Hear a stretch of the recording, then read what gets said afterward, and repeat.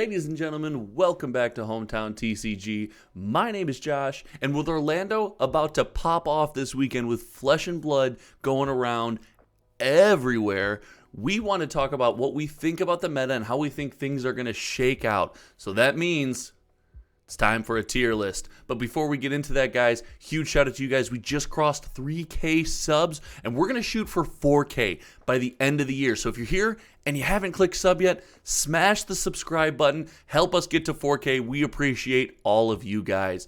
But let's dig into these tier lists. And before we get started, I want to remind everyone of one thing. A lot of these tier lists are opinion. A lot of them come from our experience. And we're not saying that we are going to be 100% correct on the tier list, but we're probably going to be 100% correct on the tier list. Cheers, guys. Let's get into these tier lists, and let's talk about the tiers that we have set up for these heroes for the upcoming U.S. Nationals. We've set up a 5-tier system, and the tiers from top to bottom will be King of the Ring. This is reserved for the cream of the crop, the top of the top. These are the heroes that have either won recently or we think have a chance to take home the whole thing. Tier 2 is coming for the title. These heroes really have a chance, and if they're teched against some of the top builds, if they get themselves a good run, if they make some outplays, they are going to get there, and they have a great chance of taking home the whole thing in Orlando. Next, we have an interesting tier, and this doesn't necessarily mean bad. A lot of times Tier 3 is meant for, middle of the pack, not great champions, but I wanted to reserve it for upswing, but unproven. These are heroes that we believe could do a ton of work, given they have good matchups against the top of the meta, given we think a lot of their power is yet to be unlocked. So these heroes are on an upswing, but they're unproven. Our Tier 4 is called Let's Go Play Side Events because we lost early. Guys, these heroes, maybe it's because they got a bad matchup in the existing meta. Maybe they're just not very good. These heroes are probably not going to do a ton of work. And there's a surprise contestant in this tier. And then finally, as is tradition, guys, we have the Azalea tier. This tier is reserved for heroes that, really kind of sit outside the meta. They might be fun to play. They might have a lot of fan favoritism, but they really sit outside the meta. Now, I want to make this clear up front. This does not mean that players in the Azalea tier or heroes in the Azalea tier cannot win. The great thing about Flesh and Blood is you almost always have a chance to outplay your opponent. You almost always have a chance to tech against the meta. So let's stop stalling and let's get into these tier lists right now. And we're going to start with the boogeyman himself. We're starting with Chain. And guys, Chain belongs in coming for the title. Chain is in a really, really interesting spot right now. We think that Chain is still a very, very strong hero, but it's either being slept on or is being pushed out by a hero that does what Chain does just a little better. Chain with that hyper aggro, the access to all these additional resources, he might be being pushed out by someone that does a little better, but he gets to play Husk, he plays a lot of armor, and he can still pop off. Chain is coming for the title. Next, we have the warrior from the background of most of the Hometown TCG videos. We got Sarah Bolton, and Sarah Bolton's on a little bit of an upswing, but he is unproven. Sarah Bolton has shown in previous events that he's capable of a top cut here and there. He's capable of some powerful and explosive turns, but he's got a lot of bad turns. He's got a lot of tough matchups. He takes a lot of turns off. So Sarah Bolton is going to sit in upswing, but unproven. Moving on, we're going with a brand new fan favorite. We want to talk Lexi. And Lexi is also on an upswing but unproven. But we are a little bit biased about Lexi right now.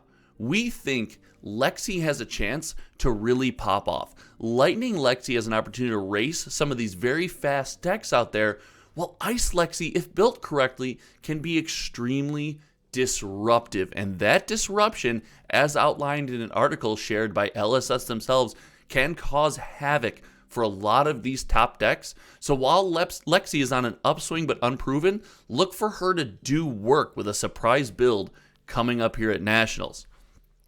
All right, moving into some of our older heroes, We got one from Arcane Rising. We got Kano, and Kano's in the Let's Go Play side events. Now, that does not mean Kano can't win, right? There's not a ton of Null Rune floating around right now. Kano's got a really good opportunity to surprise some people. The problem is, if Kano wants to top cut, not only does he have to surprise a ton of people, but he has to high roll a lot of matchups. He's got to dodge the bad luck monster with Kano, where you can kind of draw really bad hands at pivotal moments. So I think Kano right now is in a kind of a lower class, but that doesn't mean he can't surprise and maybe knock out some of these top players at Nationals. So be on the lookout for some spicy Kano games, but we don't think he's going to take the whole thing home. Moving on, we have our very first King of the Ring, and we're talking Bravo. Bravo always seems to be there at every event. He's hitting top cut. At every event, he's in the top 2. He hasn't been able to cross the finish line in this year yet, but watch out for Bravo. He does things extremely well. He's extremely consistent. He can pop off when necessary, and he defends well against these higher tier decks. So watch out for Bravo at these events to really make some moves. Finally, or not finally, but moving on again, we have, what is it? Is this our first Brute? I think it's our first Brute, and Reinhardt goes in the Let's Go Play side events tier. Again, Reinhardt does a lot of cool things, and there might be a place for him down the road. His Intimidate mechanic is very interesting into matchups such as Oldhim, even Bravo, but for right now, he's not getting a ton of run, and I think against these faster decks, he doesn't defend very well. He gets outraced by Chain, he gets kind of outvalued by Bravo. I think Reinhardt belongs in this tier. However, we could be surprised, but we'll have to see coming up.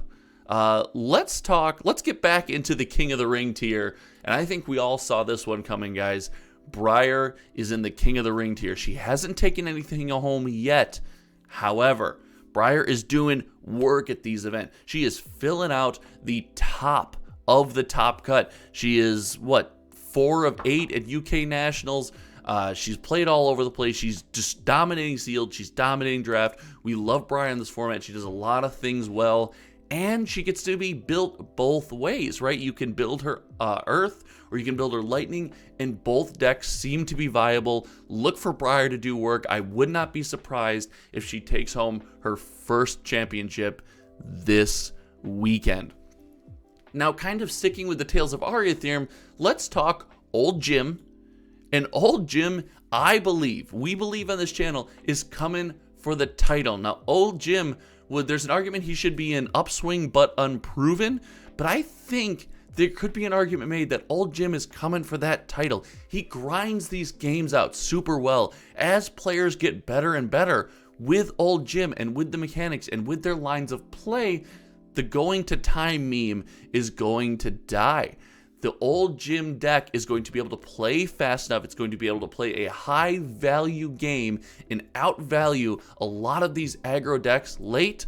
Look for Old Jim to step up and make a splash at Nationals this weekend. All right, we have our first member of the Azalea tier, and you guys already know who it is. It's Azalea. Guys, this does not mean Azalea can't get in there. You can't win any games. That's not what that means. It means that she's just not consistent enough to go to Nationals and take home the whole thing. We'd love to be proven wrong. She's a fun deck to play. She's a fun deck to build. But as it sits right now, Azalea kind of belongs in the bottom tier, and we'll see if that changes with the events this weekend. Moving on to the surprise. The biggest surprise of this tier list, I've got Dorinthia, and unfortunately, I have to go with Let's Go Play side events. Now, this is a shocker. Dorinthia was dominating games, dominating metas. However, with Briar being at the top, with Bravo being at the top, things like strong defense reactions, things like Embodiment of Earth, decks that punish you for not blocking Oldhim, even Chain a little bit. Dorinthia seems like she's very, very tough to pilot into this meta.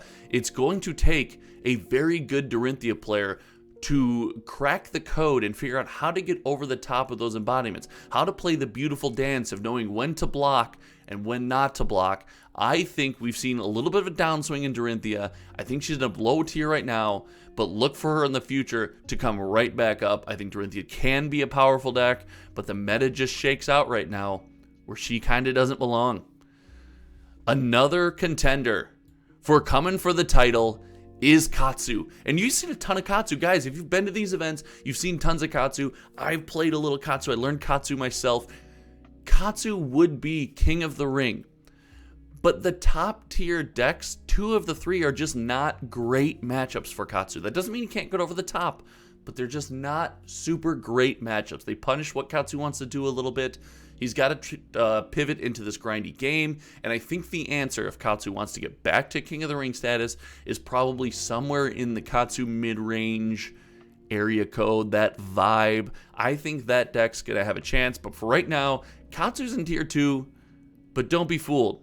He's coming for the title. Let's talk another Runeblade, because we play Flesh and Runeblade, and let's talk Viserai. Viserai, guys, is on an upswing, but he is unproven. There's a ton of Viserai builds flying around out there. Shout out to Rick from BCW, always talking to us about his Viserai build. I think there's a lot of cool things Viserai can do. I think Viserai is on this huge upswing, but he's got to prove it. We need to see a couple Viserai's top cutting. We need to see how they're taking down these top tier decks. I think Viserai's got a real shot. Very interesting deck. Hasn't proved it to me yet. Viserai upswing, but unproven. Moving on, we have our final member of King of the Ring, and that's Prism. As Prism was gone 2 of 3 as far as U.S. callings.